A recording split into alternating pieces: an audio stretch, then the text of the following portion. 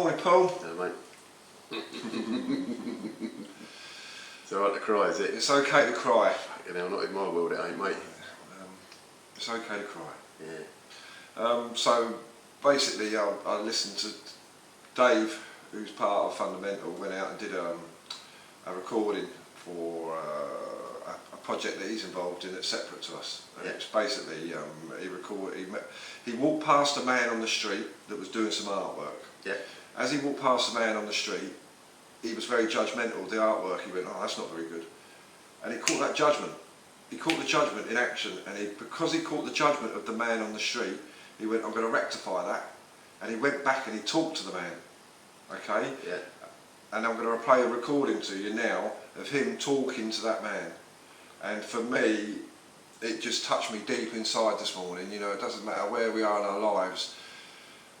You know, the resilience and resourcefulness and, you know, that we have as human beings is incredible. And the man's story and the insights he shares around what me and Paul talk about, and he's never had a conversation that we talk about that I don't know of. He comes to his own understanding through his artwork. And for me, it's a really powerful thing to listen to. Yeah. So was the bloke selling his art? Or? No, he's a homeless man on the street. Homeless man. Okay, right. Homeless. Drawing on the pavement. Yeah. Okay, wait. Yeah, I've seen. Yeah. There's a guy in his school that does it. Yeah. And he tells you why he does that as well. Yeah. So there is no names. It was just a man. Well, it was Dave meeting a man in Brighton on the streets of Brighton. And we're going to listen to the recording now. It made me emotional this morning listening to it, so I'm thinking it's going to make us emotional again listening to it. But, you know. Okay, yeah. Well, this could be the start of the crying club that we need to start. Well, I think for me it shows that it's okay to cry. You know, for me, whether there's a club or not, you know, and whether it's a bit of music or it's something you listen to, and if that emotion wants to come, let it come. But I've felt it this week. The recordings we've been doing this week have been quite, you know, emotional for me to kind of revisit stuff in myself, and I felt that release, and this kind of is giving me that release. Yeah, it's softened up in the week. Yeah, we've been bearing ourselves, mate. I mean, it's not. I mean, just so you are aware, we ain't got a clue what we're going to say when we sit down in front of these videos. That's the truth of it. We've tried to rehearse stuff, and it's too wooden. So literally, what you see is what you get. And we did one yesterday and forgot to turn the sound on. Redid it again and it was totally different. So we've got no idea. Honestly, got no idea what we're going to say. It's just what comes up in the moment from our experience. So and for me, what our intention is behind this is to create a space for people to come together and to share their insights and share their, you know, their suffering or whatever's going on, and be happiness. Yeah. And be held in that, but most people don't want. Well, yeah, and insights around happiness, but it's for me, it's about knowing that we're all in this together, and no matter how long I've been doing this work or whatever I've been, there's still emotion that comes up me. I still have difficulties. I still have relationship issues.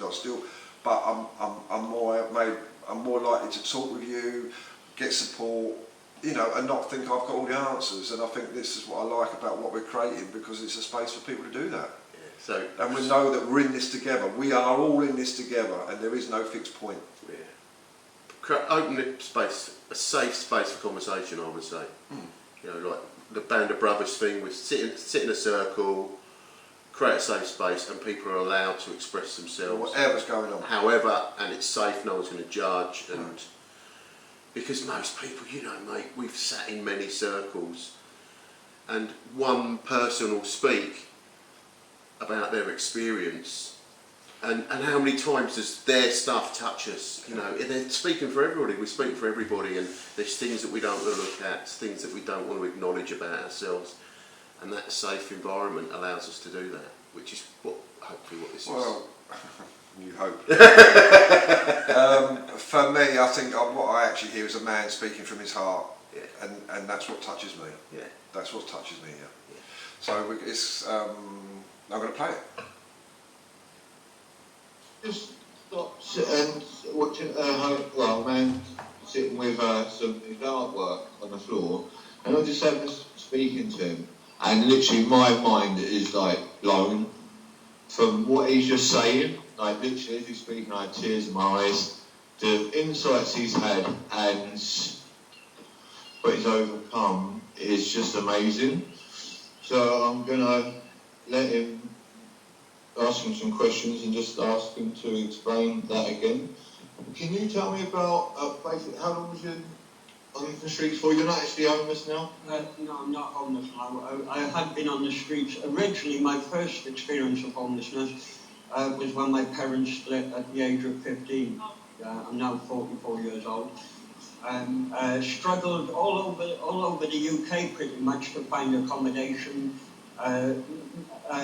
For the best part, it was usually a case of, well, you're not from here, go back to Wales.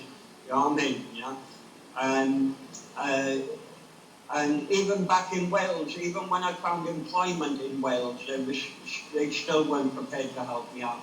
And so I just packed up my 2 dogs and the 3 of us hitchhiked to Scotland, where we stayed for a few months before then coming back down to Brighton, because my friends that we were staying with in Scotland, whilst they were happy to put us up and stuff, weren't really in a position to do so, you know what I mean? You know, so they had to ask us to leave there, so we came down to Brighton, where I knew there was at least some natural landscape where I could entertain the dogs, and I'd spent a few years on the streets here prior to all of this, so, you know what I mean? I knew that, you know, it was a place where I could survive on the streets if I had to, you know what I mean? You know?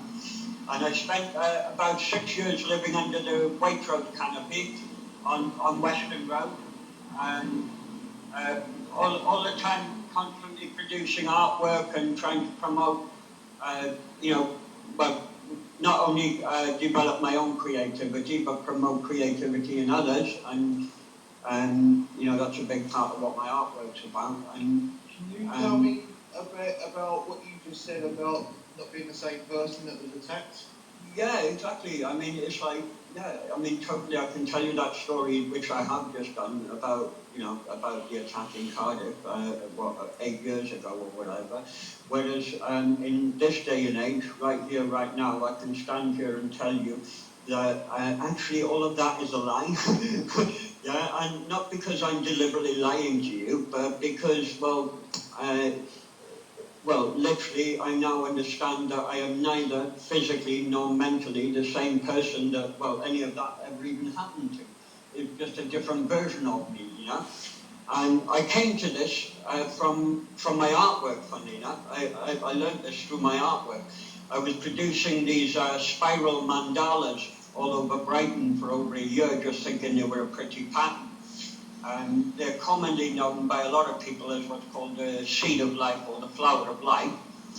And one day some guy came up to me and he says, "Oh, that's wonderful." He goes, "That's the flower of life, that is, isn't it?" And I was like, yeah, I think so. I knew it had something to do with sacred geometry, you know.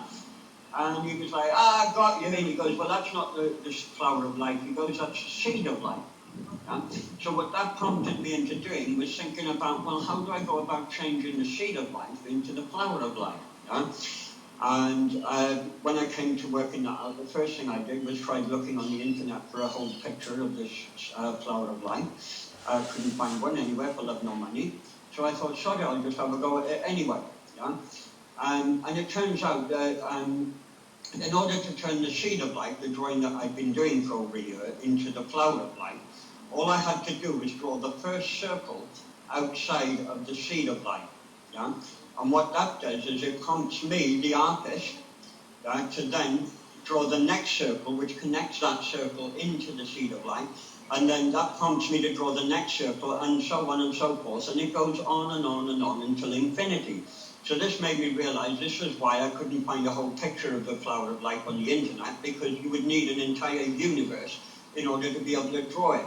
And now, the point about the seed of life and the flower of life is it's the petals inside of the flower of life, or the seed of life, that you see in the center, that help me to realize that none of this that we see around us is even real.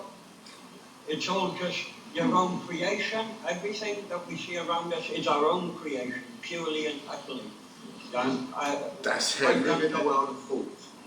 Live in a world of Fools. force and anything. Fools. Yeah. Well, the best way I can describe it is as if we are living in a dream, and what you're doing is you're currently now interacting in my dream, whilst I'm here interacting in your dream. Wow. I only exist because you have created me to exist, and you only exist because I have created you to exist, you know? And by this virtue, you know, like I say, I just absolutely have come to a whole new understanding on life and realised that even history and the future, none of it is real.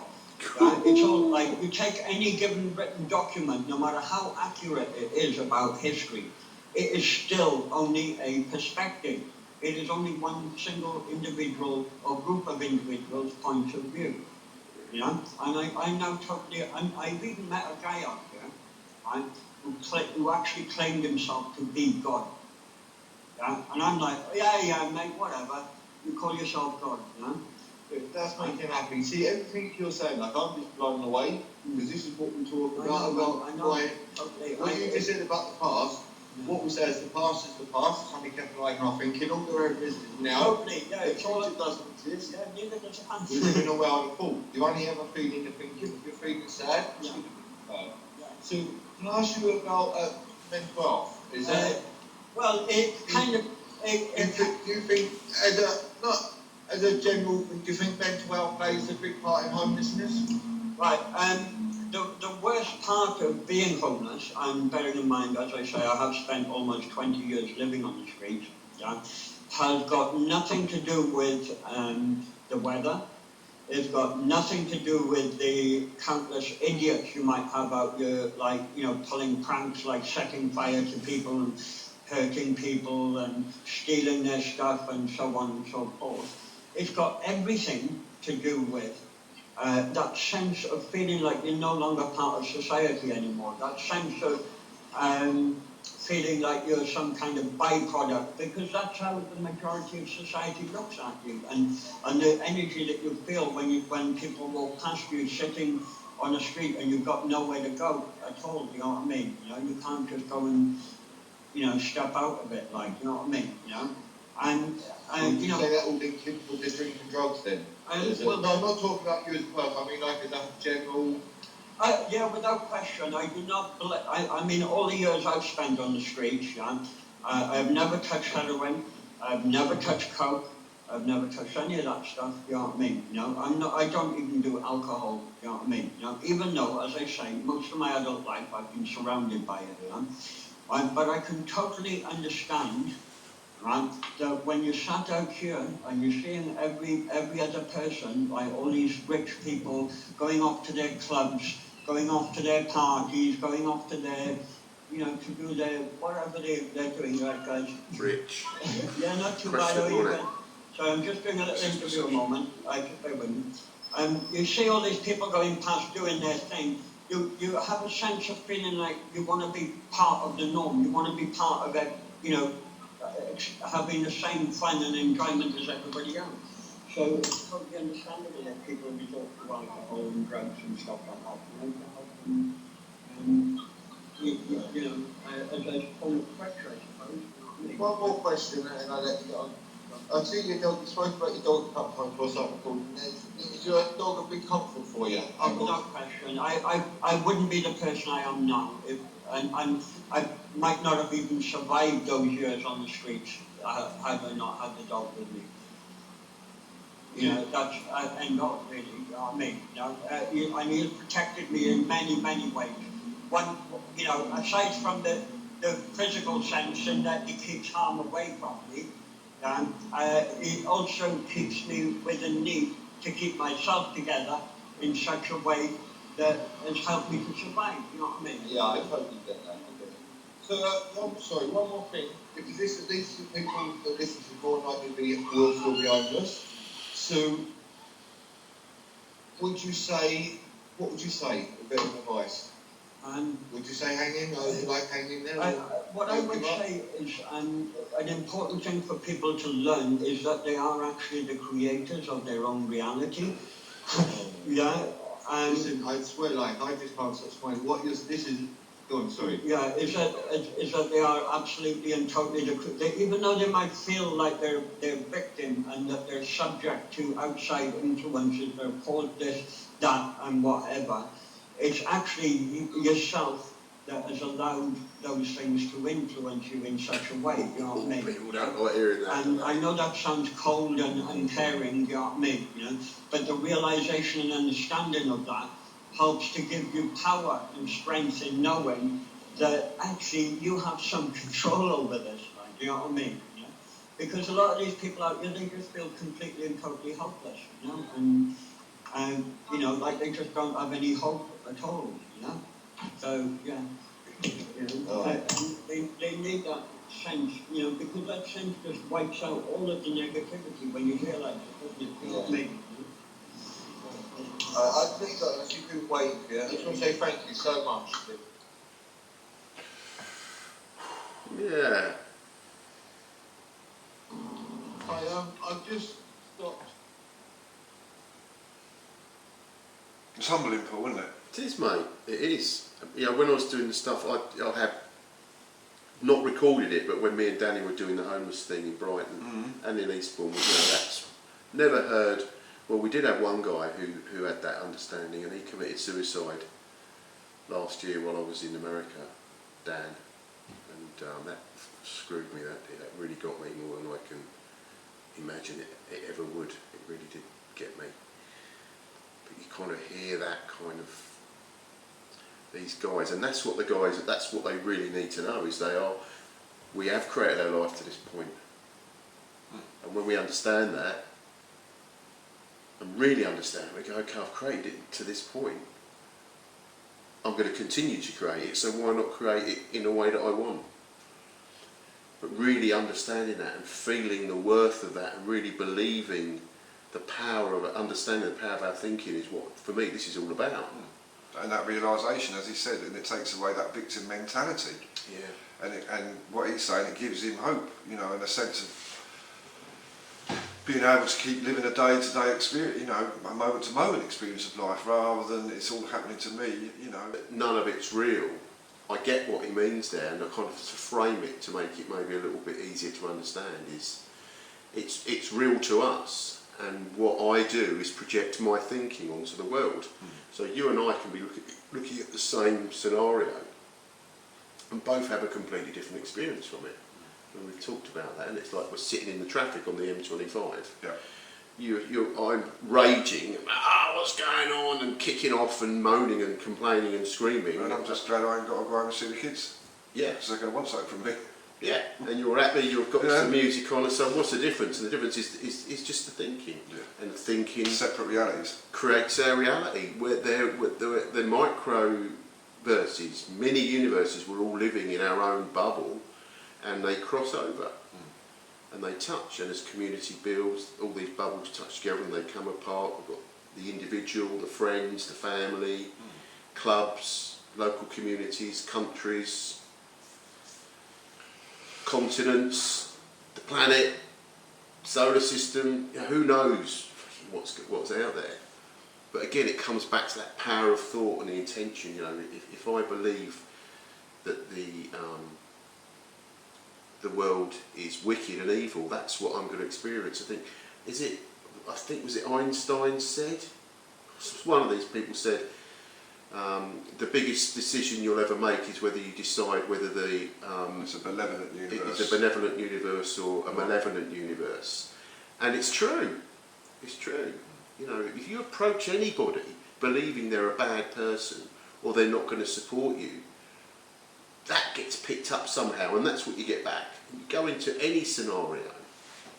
Many times I've kind of got the hump with someone or a situation with a staff or client or a family member, and I'm going to go and give them a piece of my mind and tell them what it's all about.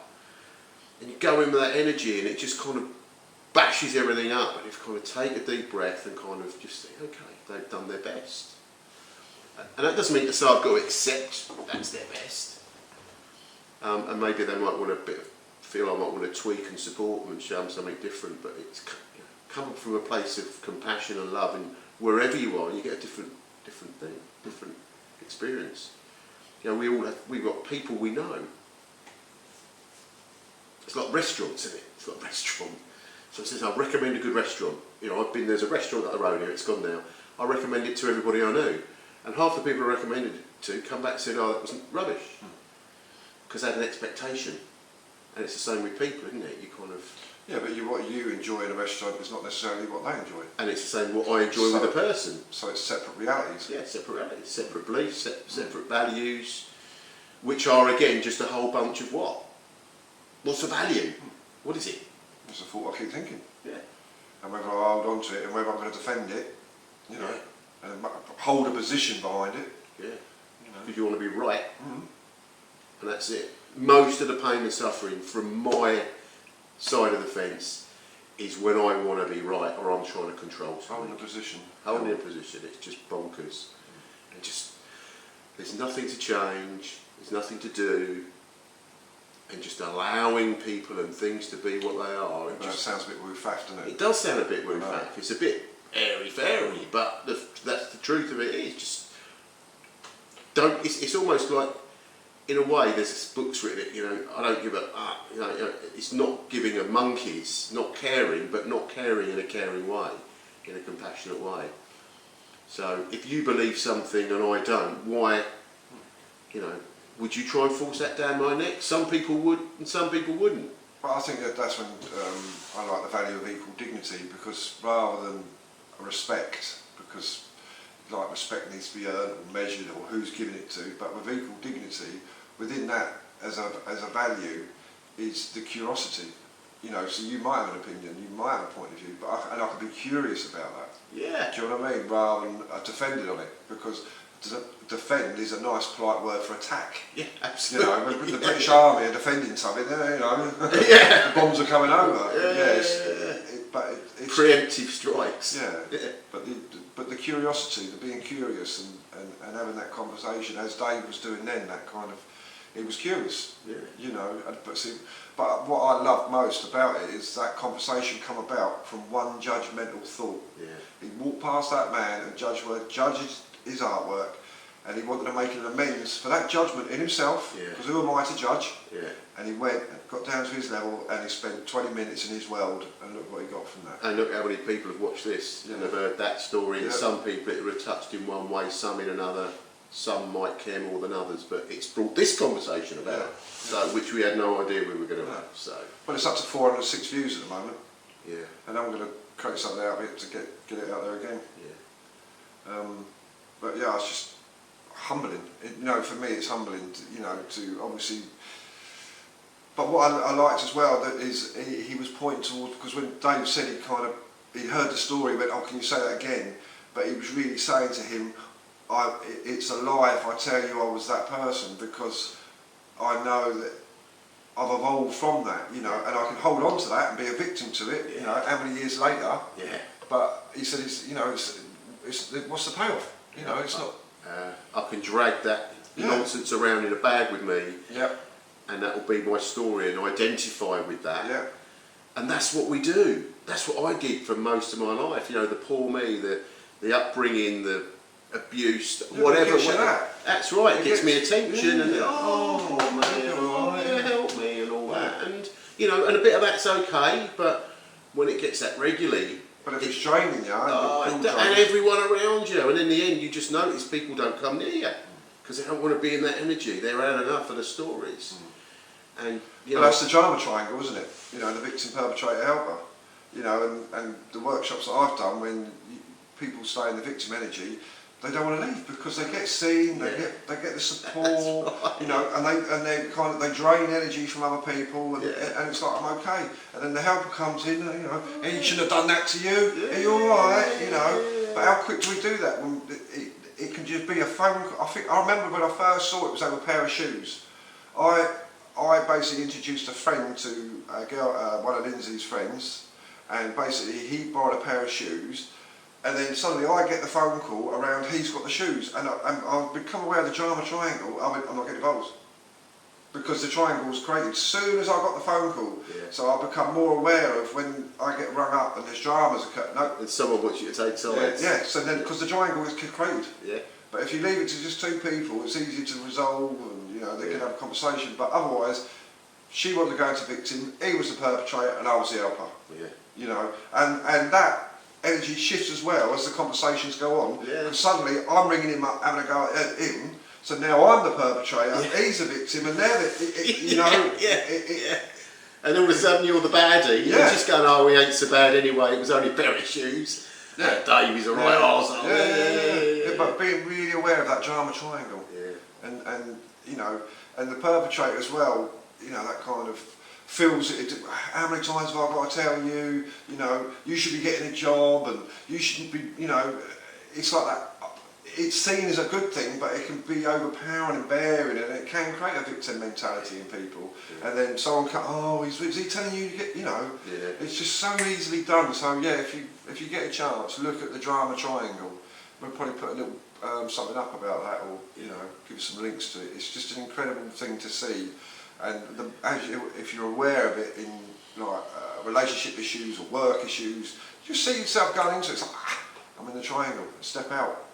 You know, the workshops I've done with teenagers around that one, it's amazing. They love it, don't Yeah, they? yeah, no, it's amazing. Well, the one we did over the road there with the parents and the kids, and like the parents standing there going, oh no, I really do that. And one mum was crying because she realised what she'd been doing to her kids. She got it. It was kind of very simple but beautiful to watch. And you know, I remember she took her daughter outside after and hugged her and said, I'm so sorry for what I've done. I didn't know I was doing that, and we don't until we're shown. And when we're shown it, we digressed a bit there, but it's yeah, that's all right. no, it's good, it's good. So so I think the message there. I mean, really, there's lots in what that man said, but the message is stop carrying that stuff around with you. Yeah, I'm lying to myself. Yeah, I love that. He had the awareness to know that he'd be lying to himself. As he said, I'll be lying to you, lying to myself, because that's not the person I am. now, Yeah. Did you want to be that victim? Do you want to be a victim? Do you want to stay in that mentality and point and blame? And I mean, it can be safe, and you get lots of cuddles, and you're allowed not to kind of perform the best you can, and it allows you. Oh, I'm stressed, so I'll have a little. Allows you to have a drink, and allows you to binge telly watch and all that to kind of numb it down. But ultimately, it's kind of draining. It's draining, and it's like that little video that we made down in. That I made in Totnes when we went down there to make a video for the business, and it ended up us dancing around for the weekend, which was very, very embarrassing for me. But you know, I said there, your past does not equal the future. No. Life begins now. Unless you want to carry it around. Unless you want to drag it the poor me bag full of the whatever's happened. And we're not saying what might have happened wasn't traumatic. You know, we sit in front of many people that have been sexually abused, been tortured, raped, mentally abused. And so acknowledge that suffering. Acknowledge that, but do you want? There's something good in all of that, even though it's as harsh as it is. Something good can come from that. It gives us strength and resilience. And you know, a friend that I worked with a few years ago on a magazine, lovely fella. He was one of them shit magnets. Excuse my French. Whatever he did and said, wherever he kind of went with his life, he just attracted crap because he was in such a negative space. And it topped up, the man had been very, very badly abused by the church and lots of priests and bishops and stuff. And he then found out, when we exposed that his brother had been abused, and they told him not to say anything, otherwise they would abuse his brother. And his brother found out he'd been abused, and it topped up that they'd both been abused. But the point of it is, when he was able to express it, and he did express it, he expressed it, and he's expressed it regularly, he saw the value in it. He's created a charity, created an organisation that supports other people that have been abused predominantly by the church and by priests and stuff within the church. And there's a lot of people out there where that's happened to. But the point is that he used that energy where he was using that anger and destroying himself. He's now turned that round and uses that energy to support people, and he even supports some of these abusive priests because it's an illness, you know. So turn it round, use that experience into something good. You know, our other friend that we're speaking to, I won't mention her name, she was abused by by another religious faith. Very badly abused, and she runs a free support line for people. She's turned it around. She now supports people. So, well, most people that have been through suffering create a support for other people to go through it. That's, you know, and this is what we're about. Is, you know, the reason we do this is not because we've had an easy life. Do you know, we've had to go through a huge amounts of suffering to find our way out of it.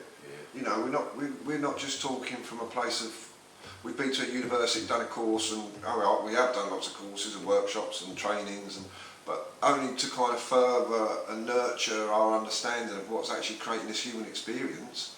But because of our place from coming from suffering, complete suffering, you know, and struggling in relationships and all of that sort of stuff. So, you know, it's people that have been through it, like Dave, you know, the fellow on the, you know, on the call, he's been through it. You know, his story's just incredible, and we will get him on here to tell it.